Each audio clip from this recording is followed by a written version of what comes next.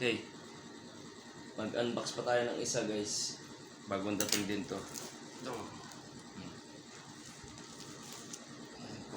Baterya yata to. Baterya lang ano gagamitin ko pang solar, pero ano lang to for demo. Sayang talaga yung ano no, yung inverter na pure sine wave na in order. Kasi hindi pala sa pure sine wave.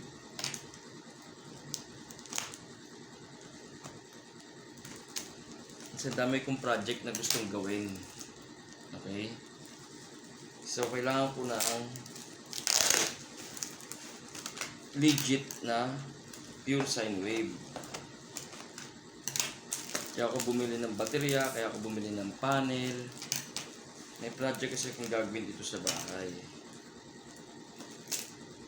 Unti-unti gusto ko i-convert sa solar, you know.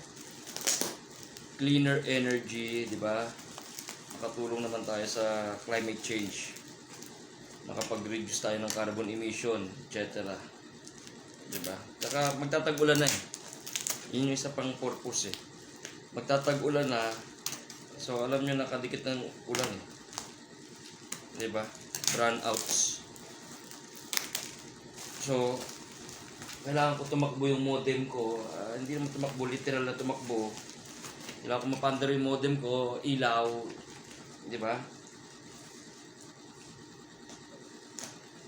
Yun, yung mga kailangan kong gawin. So, internet. Charging ng cellphone. Yan. Yung mga basic lang. Huwag na muna yung aircon. Mga basic. Kailangan ko mag-charge ng cellphone. Kailangan ko mag-andar ng router. Diba? Nakapanood man lang ng TV. Habang brownout. Diba? Kasi yung cable naman, gagana naman. May internet naman. Yung ganun ba? Mga basic stuff. Pag umuulan na kailangan natin. Lalo na pagkagabi, di ba? Kaya ako may mga emergency light eh. Actually, nanda ko na rin yan, mga emergency light. Para hindi na nagkakandila. Hindi na nagdadala ng kandila sa toilet. So, lahat naka-ano na. Ano to? Ano ba ito? Wait lang guys, may nagdo-doorbell. Wait lang. Uy. May bumili lang sa tindahan natin. Ang tindahan maliit. Ito. Ito ako pa lang ito. Ano ba yung order ko? Bakit?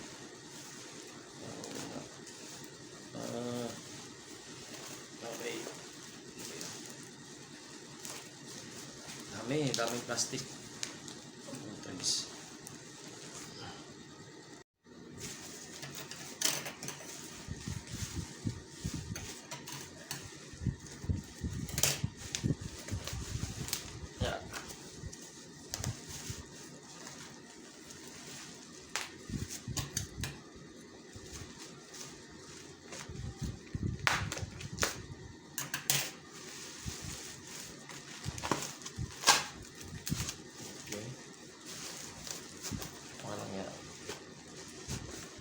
Dukutin eh.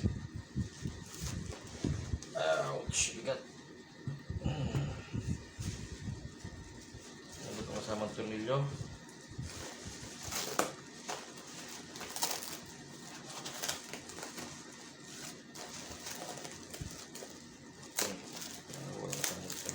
Buti na may kasamang tornilyo. Kala ko walang kasamang tornilyo eh.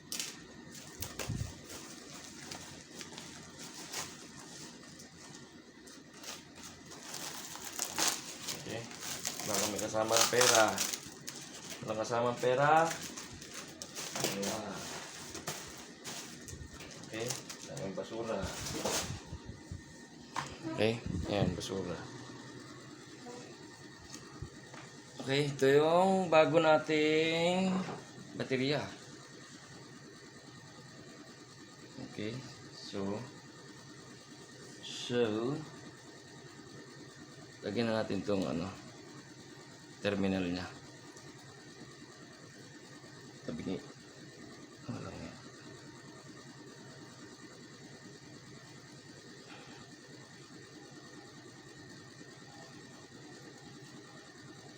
Ito. Okay. Isang terminal. Okay. 25 amp hour to. Bigat. Yan natin nga. Ayan o. Natin sa tester natin, mga chong. Natin. Negative. Positive. 13.1. Okay, good bat. Natin. Kung under siya dito. Siyempre under yan. Dahil sa ating ano. Ba't ito naka-off? Naka-on? Magulo pa.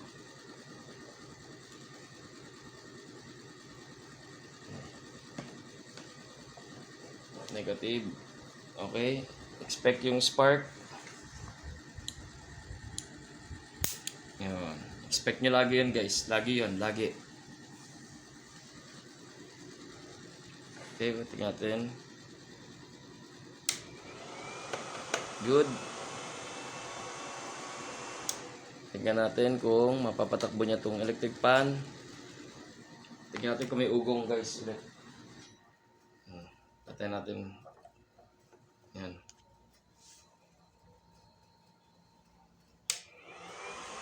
Ngayon, mandar na. Gamit yung 25 amp hour natin.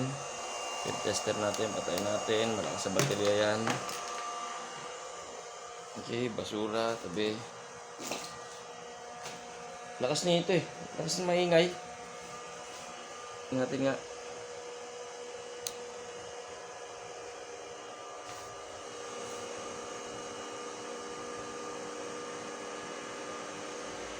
Yan.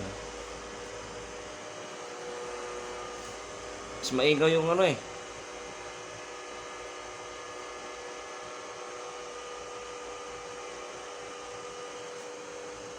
Pero meron pa rin.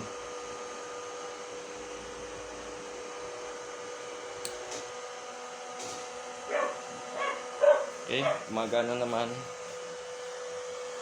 Ingay na itong ano to. Itong inverter na to. Isa tahimik. Ito maingay. Masyado malakas yung fan.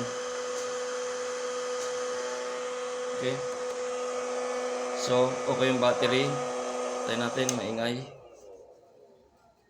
Napakaingay.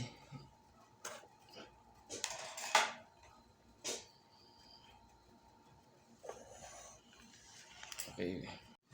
Okay, may bago na tayong baterya, no? Mabigat. Ito.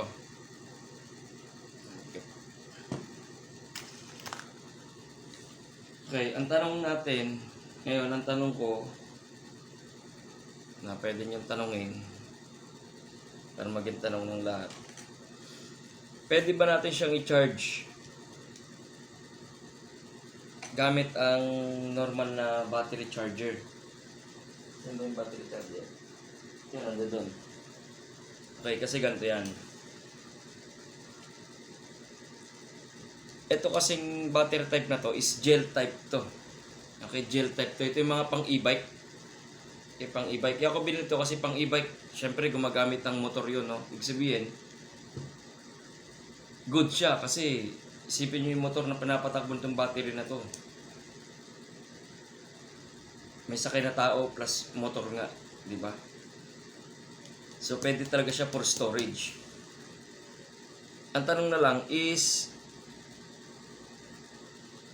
kaya ba siya ng normal na charger? Okay, kasi ito gel type. Gel type siya pero considered siya as sealed type din siya. Na parang sealed type ng ganito, to. Okay? Baga sealed type din siya, considered siya. Kaso Ang maximum voltage nito, okay, guys, ang maximum voltage nito mga normal na 12 volts na pang motor, pang ano na mga lead acid. Okay, lead acid seal type. Ito naman kasi lead seal type to eh, pero gel type siya, hindi sa acid. Ang maximum voltage for charging nito is 14.7. At ito naman ay 14.1. Okay, so okay ba yun? Kasi deep cycle to eh. So, hindi ko alam yung charger ko kung uubra. Otherwise, bibili ko ng charging para dito. Kasi pwede ko naman siya charge through solar. Wala namang problema. Kaso nga, syempre, 25 amp hour to. Kung ito ay 1 ampere lang, 1.7. So, hindi ko pa alam, syempre, kung sa 24 hours, ilang oras lang sikat yung araw, no? Siguro parang 4 hours lang, the most. Kaya ilang oras ko mapupuno to kung 1:1 na lang natin, di 25 hours, kung 4 hours lang yung araw. So, matagal siya, depende talaga. So, kailangan ko ng battery charger na uubra dito. Kung hindi uubra yung charger ko, kaya yun ang titingnan natin ngayon. Okay? Let's check. Okay, ang dami natin baterya guys. So, diba? Kasi puro DIYers yan. Mga nagdi-DIY tulad ko. At kayo din. Diba? Ito yung charger ko guys.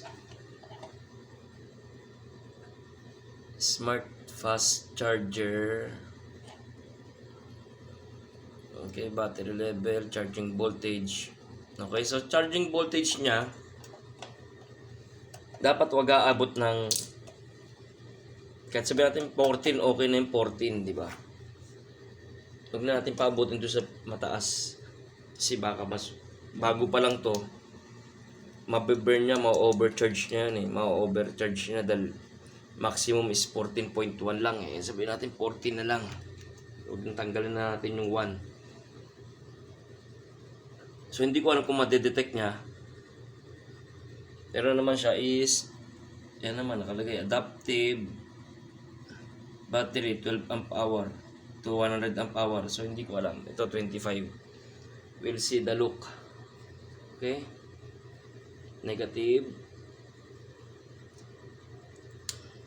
Pangit ka naman. Ano ba yan? Negative. Positive. Yun, spark na naman siya, no? 12.9. I don't know. Okay, charge natin. Tanggalin natin guys yung ano. Nagamit natin pang pure sine wave kanina na sample. Okay. Battery charge. Matik yan guys, may spark ha. Oh. Okay, normal lang yan. Yan natin.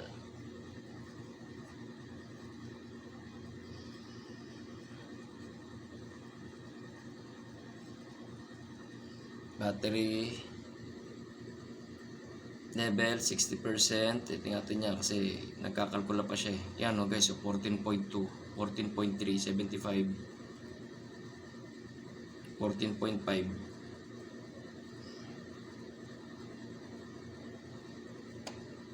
14.9, 95%. Okay? Pag nag-95% pa rin siya, yan guys, hindi ko na siya patatagalin. Tatanggalin ko na siya. Yan. Kasi delikado siya para dito sa baterya ko na bago. So, hindi ko siya i-risk. Tingnan, nakita nyo. Okay, so nakita nyo yung ano, umabot ng 15, tapos nag 14.9. Ang maximum lang nun is 14.1. So ma-overcharge nyo yung baterya na yun. So sisirain niya yun. Siguro, parang ganun din siguro yung explanation ng modified sine wave tsaka pure sine wave. iikli yung lifespan niya. Okay, pero yun nga hindi ko pa rin sure, hindi ko pa din alam kasi siguro sa study nila hindi ko alam. Pero sa baterya ko hindi ko i-risk yun kasi 14.1 ang gel type. Okay? Tapos 14.7 o 14.9, 15.0 yung binabato ng charger. So, mahirap. Yun ang kagandahan ng merong solar charge controller. Kung napanood nyo yung previous video natin regarding dyan, yung solar charge controller natin, meron siyang battery mode. B1, B2, B3. So, doon papasok yung baterya na yun. Kasi ang lead acid is B1. Ito papasok 'yon sa B2. Okay? Tapos yung life po, yung life PO4 papasok sa B3. Kumbaga nako-control niya yung naka-program sa charge controller yung charging maximum charging voltage ng baterya. Kaya may B1, B2, B3. Pero dito kasi parang universal charger lang yan. So lahat i-charge niya basta 12 volts. Kaso nga, may maximum voltage. Ito 14.7. Walang problema. Na pang charge talaga na ganito yun kasi doon ko talaga binili yun dati. Anyway, gagawa pa tayong maraming video regarding dyan sa kakabit natin yung solar charge controller. Kabit natin doon. Okay, tingnan natin kung ano mangyayari. Kung siya papasok doon sa B1, B2, B3, checkin natin yan. Para, yun, yung gusto ko talaga ma-experience. Yun yung sinasabi ko na, mas magandang makita nyo ng personal kesa sinabi lang. Okay? Sinabi lang ng tao. Mas maganda, ikaw mismo maka-experience. Diba? Kumbaga huwag kayong makikinig sa chismis, sa mga chismoso. Alamin nyo kung anong totoo, gawin nyo, subukan nyo. Diba? Okay? So, doon sa baterya, sana may tutunan kayo sa lead sealed type at lead acid type, gel type yon. Ito, yun ay sealed type na gel type siya. Ito naman ay sealed type na acid. Okay? Magkaiba ang charging voltage nila. So, masisira pag ginamitan mo ng ibang charger. Ang charger talaga niyan is may mga deep cycle. Kasi deep cycle yung ano na yan eh. Okay? Kasi ginagawa niya parang hindi sila natutunaw. Parang gel. Gel nga lang siya kumbaga. Ando doon na. Hindi siya hindi siya natutuyo. Matutuyo siya pag over voltage yung charger mo. Okay, so, abangan nyo yung mga next video. Salamat sa panonood. Okay, peace out.